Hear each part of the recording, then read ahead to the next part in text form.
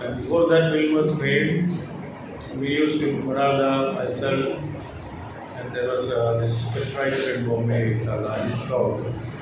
Actually, he was the producer of that film, one show. We used to meet regularly and then even chart and plan for a no cinema movement. We called it no cinema movement. And we even drafted its aims and objectives.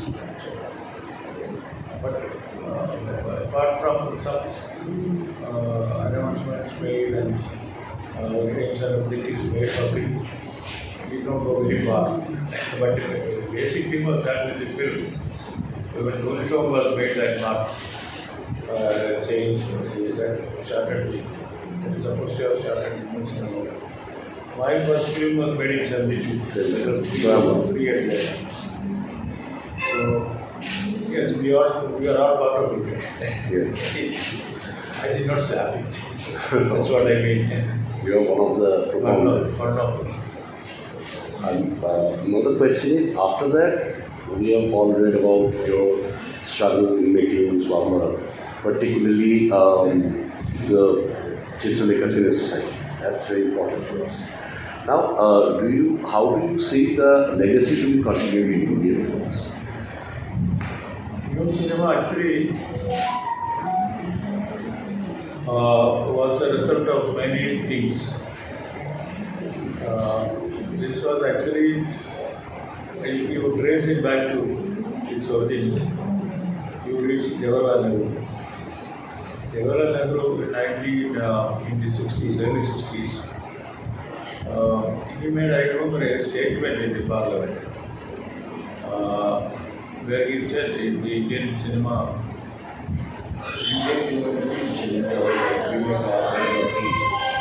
but we are nowhere near world standards. To improve this, we have to find ways and means of doing it, and then he appointed the Parliament Committee was formed under one of the MPs called Party Committee. The Party Committee made several revelations. The first thing was to start an international film festival, then to start a film institute, then a national film market, like that, then a film financing corporation, film finance corporation. Like that, several of the students were set up, immediately following these recommendations. They were very far-reaching recommendations. And also, the film society movement was taken over in the 40s. In Calcutta, and it was started first in Bombay in early 1942. In 1947, the Calcutta Film Society was started with the Ray Chidananda Sutta and Excellent Sutta. They were behind it. So many things were coming together about a great yearning for a different kind of cinema. But the main thing was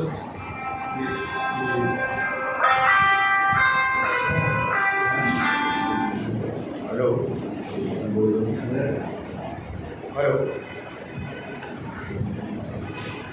Naveen, Naveen. One second. Yes, please.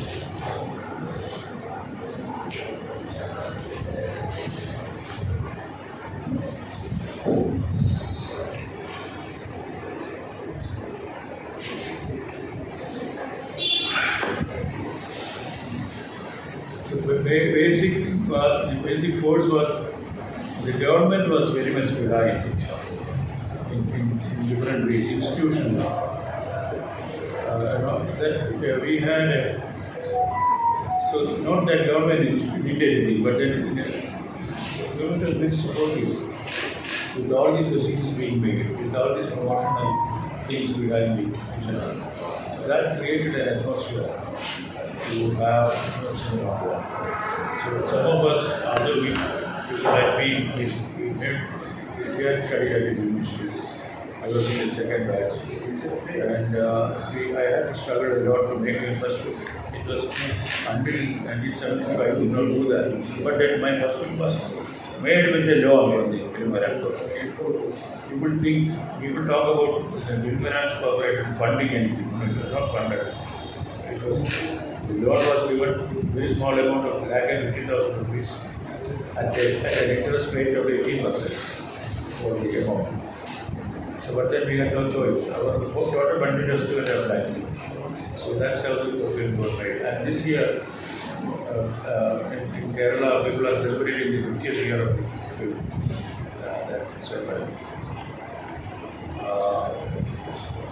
So that situation, that once we started making films both in Calcutta, in Kerala, and Karnataka, and it was quite a book in Bombay also.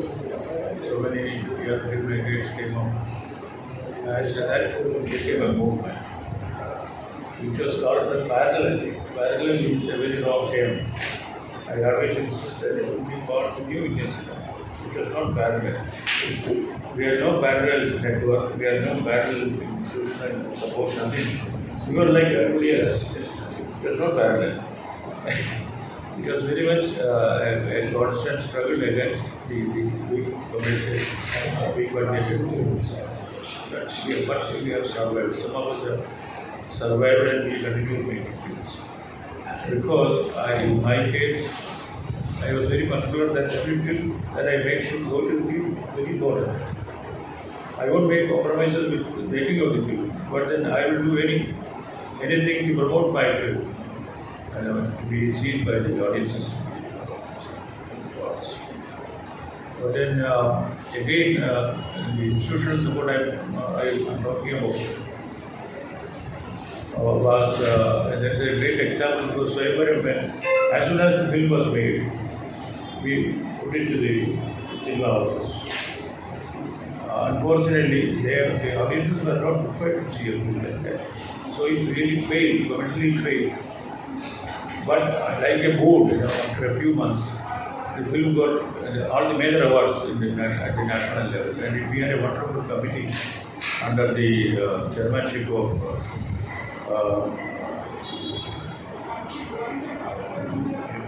seminar, seminar editor, seminar editor of seminar. His name is very important. In my career because. Hello. Please come. No, please finish. Please come. You finish or please?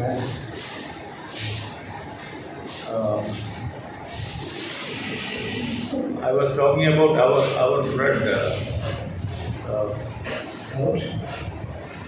the historian in Delhi. You remember? You are a friend also. Whose? Whose friend? The historian, the great historian in Delhi. Momila. Momila. Dadasaheb brother. Brother's name, this is coming like that. You remember his brother's name? Ramesh. I keep forgetting the names. This is sign of getting old, He started long back, at least 20 years now. Since he started. Names I forget, I remember everything else. So he was a very strong chairman. And this film happened to get the best film award, best director, best cinematography, and the best actors. So it seems no film has won so many major awards together. No one single film has done that. So it made huge news in Kerala. And every newspaper, those days newspaper was totally medium. Every newspaper had this big heading in the front page. So then we said we will put it back in the cinemas again, and then we approached us. Luckily, the cinema people who were proceeded with my film, they accepted the film again. They put it into the cinemas, and every show was full for the next 3 months. And it not only made money, it had a big overflow. And with 18% interest, we paid the money in 2 months' time. They were they were not only thrilled, they were also shocked because this was one of the very few films where they got back the money given. And they even reduced our interest in it because as a promotional device, in appreciation of the people in the government. So that established. But I am coming to say that when the governmental support in a very indirect way caused my career and the Kerala soap cinema movement, before. So people, they had heard about it, none of them had seen before, but then suddenly everybody saw it. So that established me as a filmmaker, accepted also by the so-called film industry. I got accepted. Not that there were offers immediately coming to me, not at all. Still there was a feeling. Yes, of course, while the audience were there. And this is how it happened. That's how it started in our Malayalam cinema. The whole new movement. It was indirectly, not directly, indirectly prompted and supported by the government system. National awards. That is one of the recommendations made by this particular committee was to institute national awards. I forgot to mention that.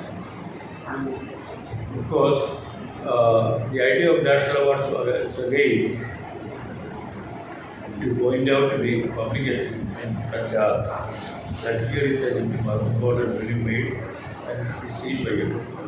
It's a whole strong motivation by the authorities to the audiences that have. So that was again a promotional measure. And today, what happens is people who have never seen the films, they are put on these juries. I happened to see recently somebody did some research and found out who were on the jury when very important people out of them. At least I know at least remember Rita Ray, she was one member, and then somebody who was later press secretary to Indira Gandhi, what was her name? Shamda Gandhi. She was a member. So very learned people were there. And that's how they should take a strong decision. Today,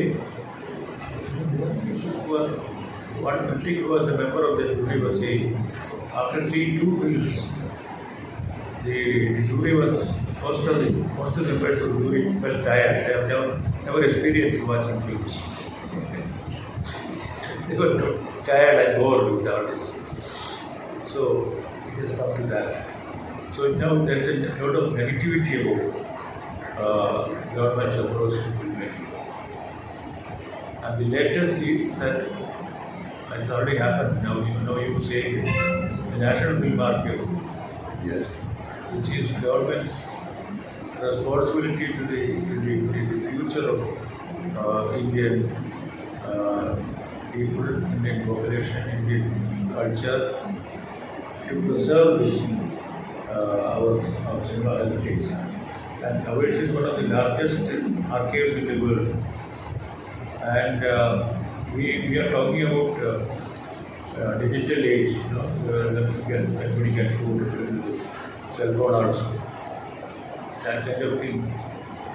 Maybe you don't know. It is all there is nothing palpable about this digital thing. You may take a little box in which this is contained, and it may never open. Nobody knows how long is its life in the digital format. Whereas cinema has survived almost 130 years. Yes. So cinema has established itself as something that which life of which can be extended with proper care and proper conditions given. So I also wrote about it. Yes. I wrote you may have seen it. Unfortunately, now it has been transferred to a corporation. Nobody can believe it. How can it's a big blunder? Not a big blunder, it's a big mistake. It's a crime because a corporation can have no interest in an archive which asks for expenditure and all that. Every day, in today's system, their conditioning charges alone will come to lakhs every month. Lakhs, nothing less than that. In fact, you have to spend more and more. No corporation will want to have it. So now at the moment they will be interested in the corporation because for digitization they are getting some thousands of crores. Money is allotted. So they will be interested in that money. What will happen to the archive is everybody's guess. And the corporation can decide, their board can decide. Obviously they are not film literate people, they are not going to be film literate people. We live with all kinds of people. The way they are treating the national awards committees, we can imagine the kind of people who would be heading it and managing things. They can decide to close it down. Why spend so much on preservation of film? What is it? Government has said it is bound by law, it is legally bound that it should be under the government. It cannot go to a corporation. But they have done it, I don't know. Why, how? But this country's cinema, film people, they are not bothered about preservation of many cultures because all they are looking at is only the collection that comes from the cinemas, or maybe when they put it on the television, etc. Otherwise, they have no interest in preservation of this. And you don't see any real regular protests or anything. Whereas we have there are thousands of people have written to the government, but that's nobody bothers. All these protests go unnoticed or discarded, not cared for. This is the matter. So it's that's a terrible situation. So that's why I wrote a couple of articles in Times of India that I wrote in Venice plus other papers because nobody was talking about it. Instead, there were what you call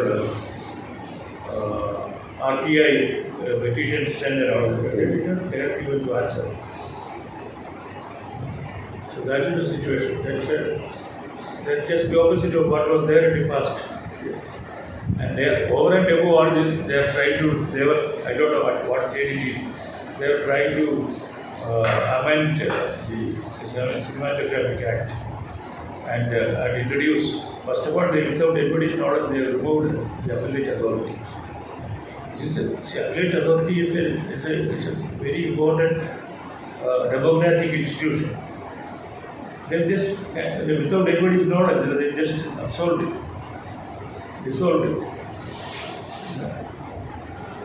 And then once a decision is made by the censor board, there is no appeal possible. It is gone. Are we in a democracy or what? Yes, What is the situation? I don't understand.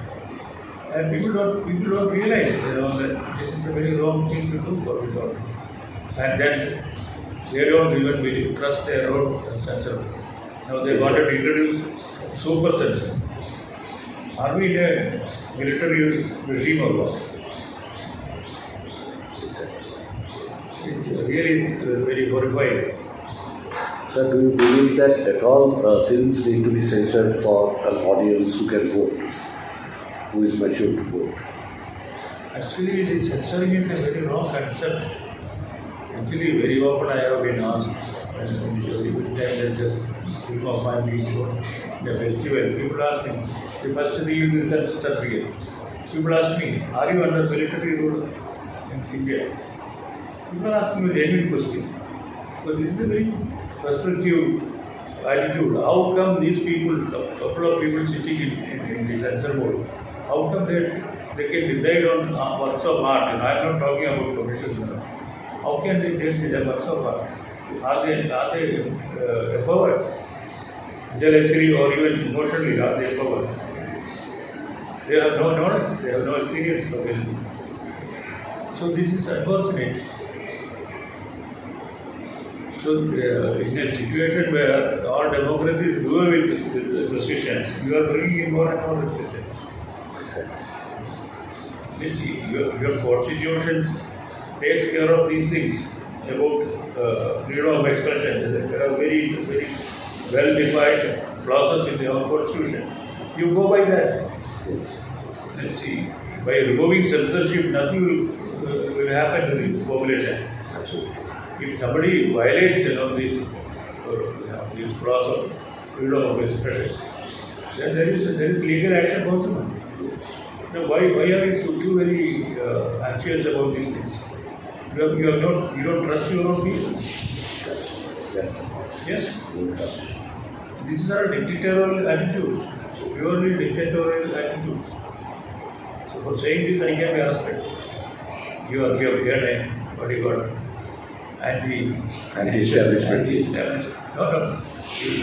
You tell urban. Oh, okay. Urban nursery. That's the new idea.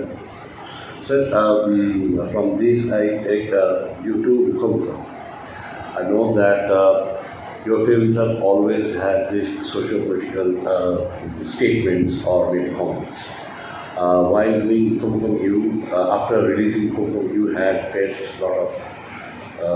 That is the most attacked film ever made in this country. Not only from Kerala, from all over India. People, most of them have never seen the film, but the attacks were there all the same. Every medium, particularly those days, it was only newspapers, papers, periodicals, everybody had attacking. But when the film was shown in Calcutta, Buddhadev Bhattacharya was the chief minister at that time. He asked me, what is the problem in Kerala about this film? We accept this.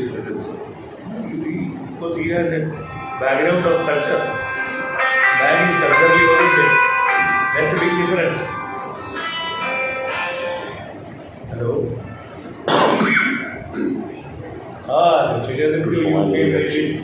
Please wait for me. There is sound.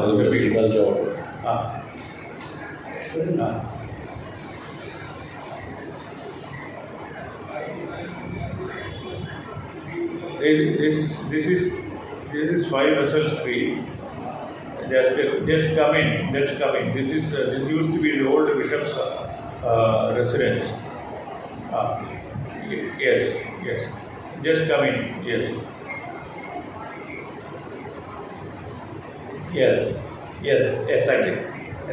Exactly. Yeah. Sir, another question when it comes to Kamaleswar, suppose. Yes. So, first of all, is that an autobiographical film? That is one question. Autobiographical means partly, not wholly. It started off from personal life and then it went on to, then it's universalized. And suppose when you have only said that all the nuances of a film are under director's control, and you guide a statement like that. So, do you consider yourself an author in that aspect? Very much. Because I not only 3 times I have taken literary works. That also only short stories, where I had the freedom to write my own scripts on that. So I call myself an author, like a writer or a composer. And another question is now the paradigm is shifting and the OTT platforms are advanced. Now, definitely the idiom of filmmaking has changed a lot as we experience. So, do you think that film would survive in the face of this onslaught? I am very suspicious about the OTT, very suspicious about it. Because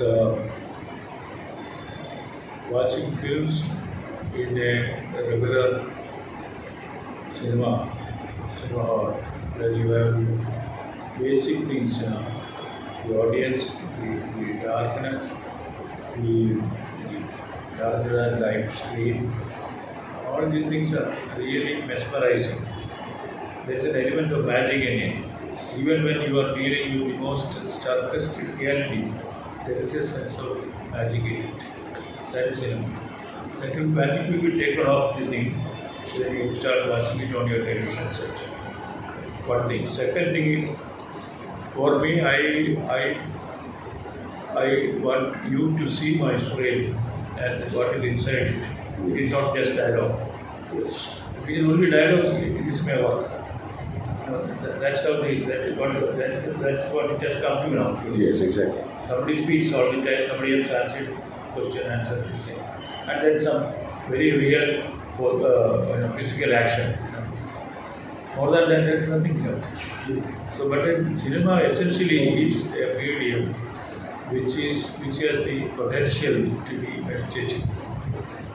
So this meditative quality will be taken away. And it will be also the watching of the film also.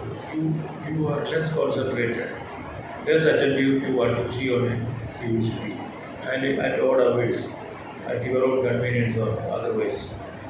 So the basic things about cinema are all shifted away. This is what is happening. So I am, as a hardcore cinema person, I don't approve of the OTT. It's a desperate move. It worked during the shutdowns, but I don't think it will continue to be so. But also the habit, for the audiences, the habit has changed now. This is a dangerous part. So they think this is all cinema. And some of the filmmakers in Bombay and elsewhere, Vancouver also, they are all making films now only for the OTT. But if you closely watch it, 90% of them don't get back any money. They get a release. They can go around and say that my film was released on OTT. They don't get back. Those people who set up the platforms, they have also become very clever. They don't buy any films anymore. So they give you, sometimes they give you some advance. Sometimes they say, okay, let us see from the number of people watching, you can consider. So they give it trusting them. What happens to photographers? Yes. It's not a very good thing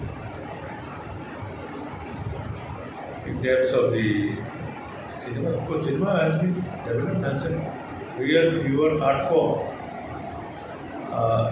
Actually, there is no other art form which has the reach and power of this medium. There is no other form. Okay, sir. Let's wrap because you're also waiting and you're supposed to leave for cigar. Thank you very much, sir. Thank you very much. We'll be meeting in the evening. Yes.